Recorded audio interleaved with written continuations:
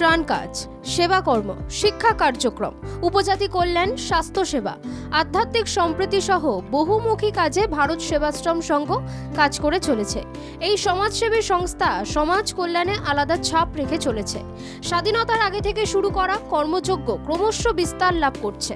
জাতীয়তাবাদ, ধর্মীয় অনুশীলন আর সামাজিক কর্মকাণ্ডে উদারতাবাদের নতুন ধারার জন্ম দেন স্বামী প্রণবানন্দজি। 1917 থেকে ভারত সেবাশ্রম সংঘ ভারত জুড়ে বন্যা, দুর্যোগ থেকে দুঃসময়ের সেবার কাজে সার্থকভাবে এগিয়ে এসেছে। এর মাঝে তাদের পরিবেশমুখী কাজও নজর কাটছে। বর্তমান উষ্ণায়নের যুগে বাড়ছে উত্তাপ, দাবদাহে অতিষ্ঠ মানুষ। এই তপ্ত অবস্থা থেকে রেহাই পেতে গাছ লাগানো জরুরি। সবুজায়নের বার্তা ছড়িয়ে দিতে তারা তৎপর। কাকদ্বীপ ব্লকের রবীন্দ্র গ্রাম পঞ্চায়েতের এলাকাধীন ভারত সেবাশ্রম সংঘের গ্রামীণ সেবা কেন্দ্র মনন্তপুর প্রণব মন্দির প্রাঙ্গণে এই বিশ্ব পরিবেশ দিবস উপলক্ষে একটি অনুষ্ঠানের আয়োজন করা হয়। সেই অনুষ্ঠানে সাধারণ মানুষের হাতে তুলে দেওয়া হয় ভেষজ গাছ। 6000 ভেষজ গাছ তুলে দেওয়া হয় হাজার পরিবারের হাতে।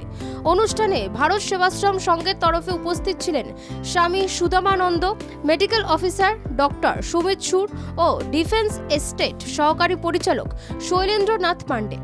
রবীন্দ্র গ্রাম পঞ্চায়েত ও মনন্তপুর প্রণব মন্দির এলাকার ফাঁকা জায়গাগুলিতে গাছ লাগানোর জন্য এই অভিনব উদ্যোগ নেওয়া হয়। এছাড়া শতাধিক মায়েরা বিভিন্ন মেডিসিনাল চারাগাছ লাগিয়ে একসঙ্গে একটি পঞ্চবতী বাগান বানানোর অঙ্গীকার করেন। এই মহতী অনুষ্ঠানে পশ্চিমবঙ্গ মেডিসিনাল প্লান্ট বোর্ডের পক্ষ থেকে 5000 ভেষজ চারাগাছ এবং পশ্চিমবঙ্গ বন দফতর 1000 চারাগাছ দিয়ে সহযোগিতা করে। ব্যুরো রিপোর্ট, বাংলা জাগো।